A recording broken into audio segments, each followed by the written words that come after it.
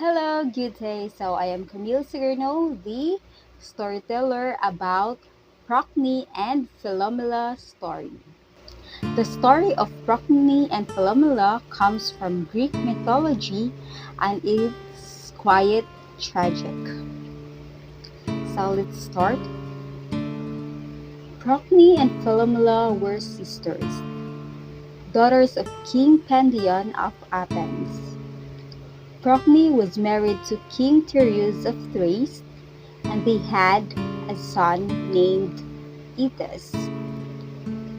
Tereus became infatuated with Philomela and raped her while Procne was away. To conceal his crime, he cut out Philomela's tongue so she couldn't tell anyone what had happened.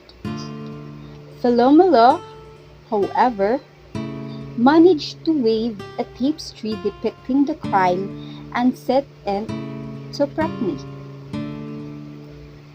Horrified and enraged, Procne sought revenge. She killed Aidas, cooked his body, and served it to Tereus as a meal.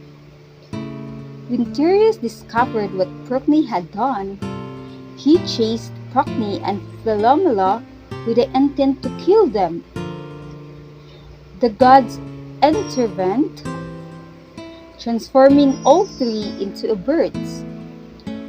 Procne into a swallow, Philomela into a nightingale, and Tereus into a hoopoe, a bird with a crest that resembles a crown, symbolizing his kingly status.